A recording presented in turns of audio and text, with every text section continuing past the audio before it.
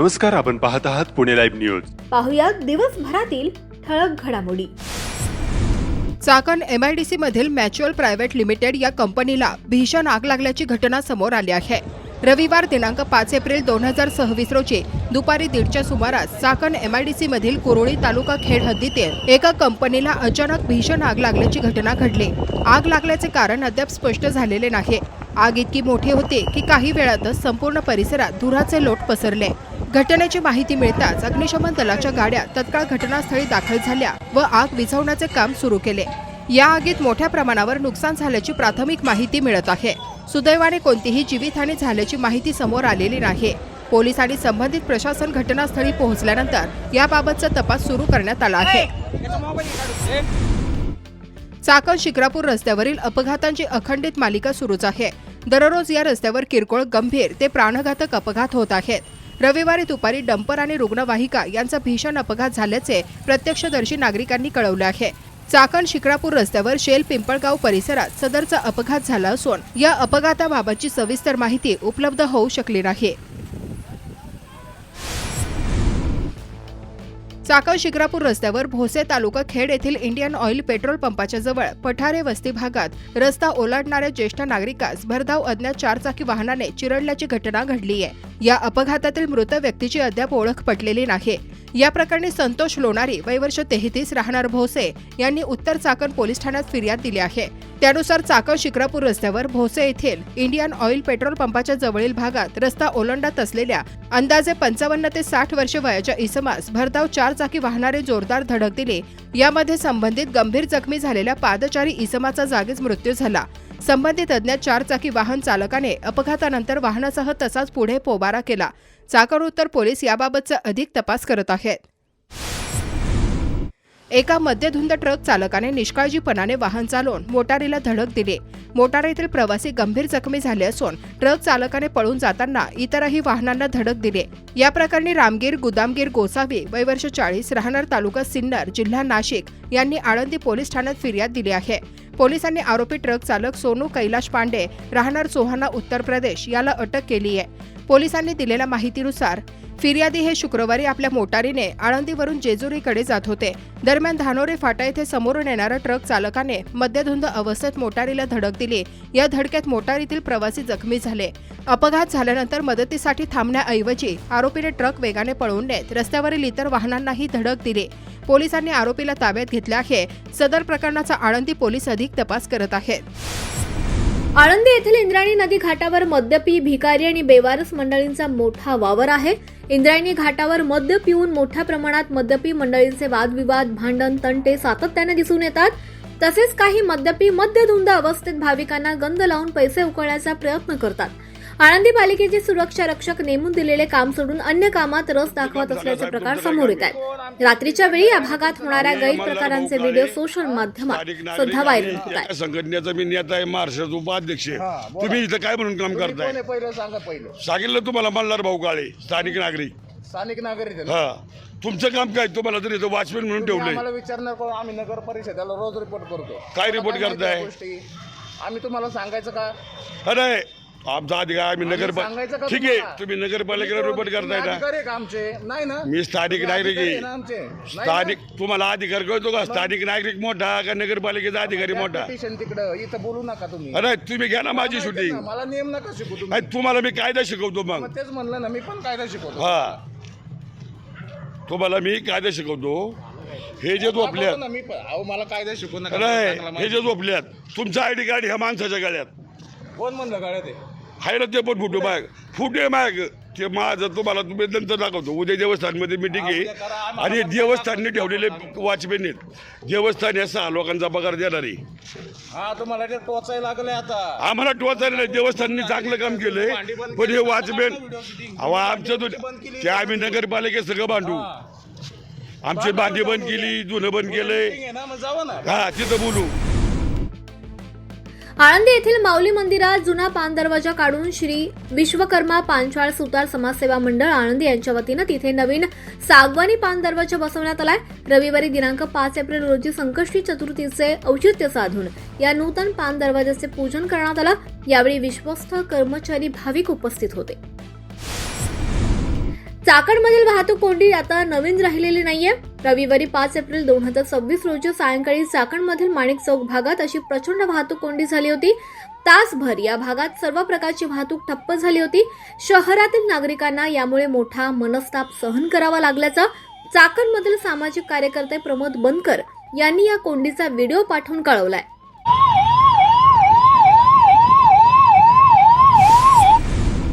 चाकण पोलिसांनी अवैध धंद्यांवर कारवाईचा बडगा उभारलाय. चाकण शहराच्या मध्यवर्ती भागात सुरू असलेल्या एका मटका अड्ड्यावर पोलिसांनी छापा मारून दोघांना ताब्यात घेतलाय. त्यांच्याकडून रोख रक्कम आणि कल्याण मटका जुगाराचे साहित्य हस्तगत केलंय. चंद्रेश नागेश्वर वय वर्ष 41, दशरथ वाघोले वय वर्ष 65, दोघेही राहणार चाकण यांना या प्रकरणी ताब्यात घेण्यात आलाय. पौर्णिमेच्या निमित्ताने हजारो भाविकांनी खेड तालुक्यात खंडोबा दर्शन घेण्यासाठी खरपुडी येथे गर्दी केली होती. जागरण गोंधळ कार्यक्रमांचे या ठिकाणी मोठ्या प्रमाणावर आयोजन करण्यात आलं होतं. देवा लहानपणी आनंद सुखामध्ये जाऊ दे. देवाच्या तरी म्हणणारा वारीनिमित्त महाराष्ट्राचे श्रद्धास्थान श्रीमंत दगडूशेठ हलवाई गणपती येथे विविध धार्मिक कार्यक्रमांचं आयोजन करण्यात आलं होतं. श्रींचे मनोभावे दर्शन घेण्यासाठी भाविकांची मोठी गर्दी झाली होती.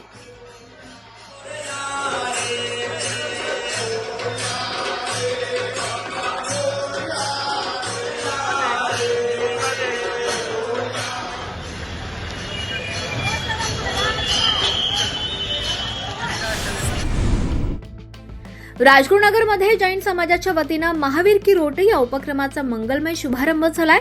गोमातेच्या सेवेसाठी उचललेले हे पाऊल समाजाला नवीन दिशा देणार असल्याचं सांगण्यात आलंय. समाजातील प्रत्येकानं या सेवा कार्यात आपला खारीचा वाटा उचललाय. नाशिक जिल्ह्यातील दिंडोरी येथे रस्त्याच्या लगत असलेल्या विहिरीमध्ये मोटार कोसळून 6 शाळकरी मुलांसह 9 जणांचा मृत्यू झालेली घटना ताजी असताना खेड तालुक्यातील तळवडे येथील मुकाई मंदिराच्या जवळून जाणाऱ्या घाट उतारावर असणाऱ्या धोकादायक वळणावर शेजारी असणाऱ्या 2 विहिरीचा प्रश्न ऐरणीवर आलाय. या धोकादायक वळणावर वाहन वेगात आल्यास आणि चालकाला अंदाज न आल्यास थेट विहिरीत जाण्याचा धोका आहे. तळवडे गावात जाण्यासाठी हा एकमेव मुख्य रस्ता असून या रस्त्याच्या अगदी बाजूला वळणावर कित्येक वर्षीपासून शेजारी वापरात असणाऱ्या 2 विहिरी आहेत. या 2 विहिरी अगदी जमिनीबरोबर असून यांची उंची देखील कमी आहे आणि याच 2 विहिरीच्या बाजूला लागून अजून एक विहीर आहे. या 3 विहिरी धोक्याशी नांदी देत असल्याचे स्थानिक सांगतात. दरम्यान या विहिरीच्या अगदी बाजूने गावात जाणारा रस्ता असून या रस्त्याचे प्रशासनाच्या वतीने सिमेंट कॉन्क्रीटचे काम करण्यात आले. मात्र रस्त्याच्या बाजूला संरक्षण भिंत बांधण्याची गरज असताना या प्रश्नाकडे प्रशासनाने कानाडोळा केला असल्याचा आरोप ग्रामस्थांनी केलाय. या रस्त्याच्या बाजूला असणाऱ्या घाट उतार वळणावर गावचे मुकाई मंदिर दशक्रिया घाट असल्याने रस्त्यावर सतत वाहनांची वर्दळ असते. भरधाव वाहनास रस्त्याचा अंदाज न आल्यास वाहन थेट विहिरीत जाण्याचा धोका असून या रस्त्याच्या बाजूला संरक्षण कठडे बांधण्याची मागणी होत आहे. याच रस्त्याच्या बाजूला अगदी जवळ गावचा पाझर तलाव असून या पाझर तलावाची कुठल्याही प्रकारची सुरक्षितता नसून हा पाझर तलावात अगदी रस्त्याच्या बाजूला असल्याने पोहण्यासाठी गेलेल्या 2 तरुणांचा मृत्यू झाला असल्याचे ग्रामस्थांनी सांगितले.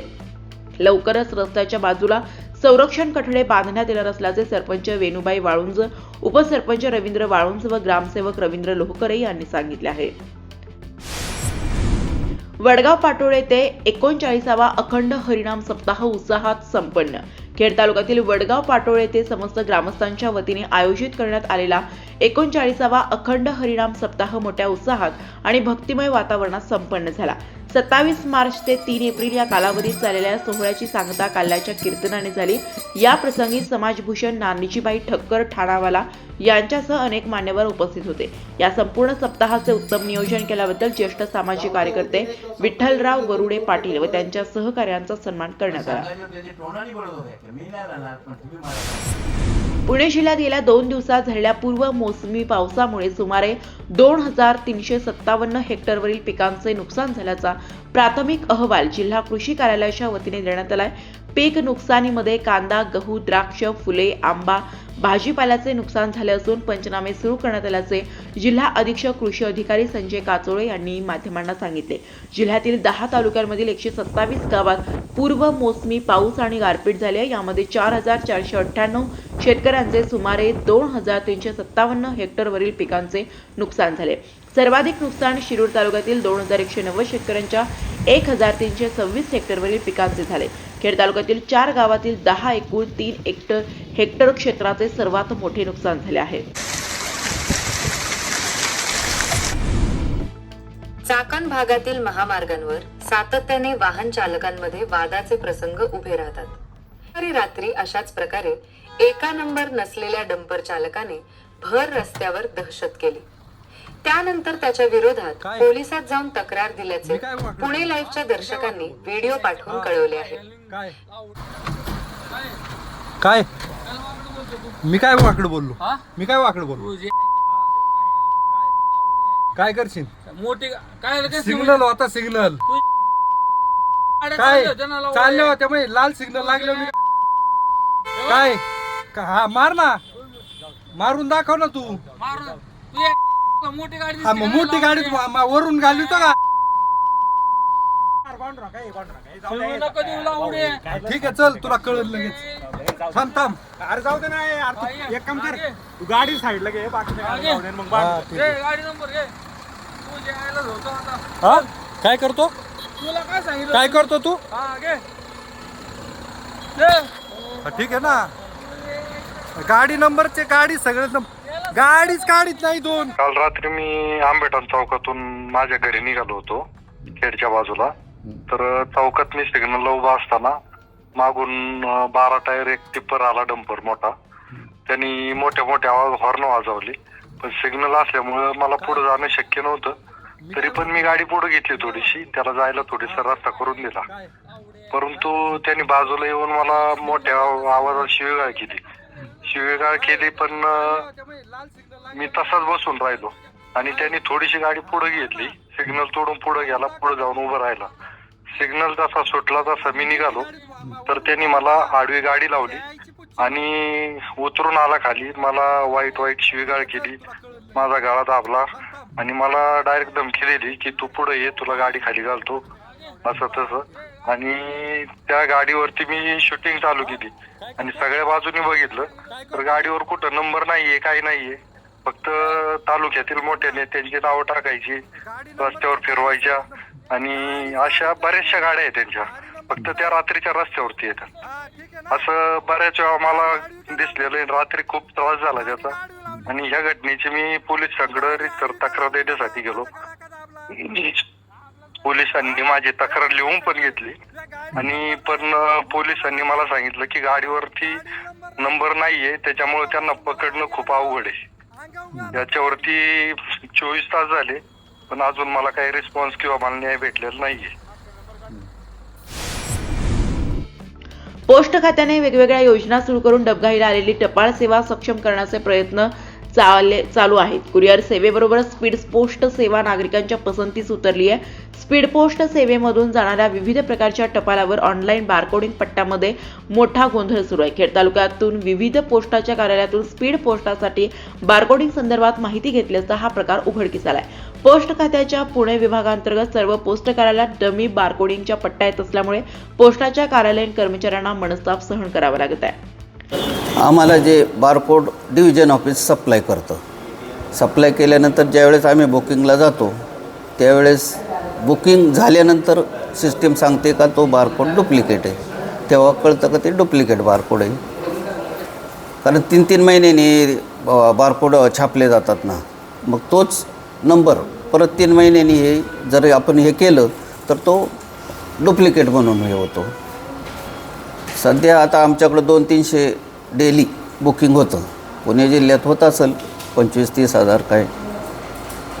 तर नेमका आकडा आमच्या डिव्हिजन ऑफिसकडे मिळेल, पण आमच्याकडे 200-300 बुक होतात.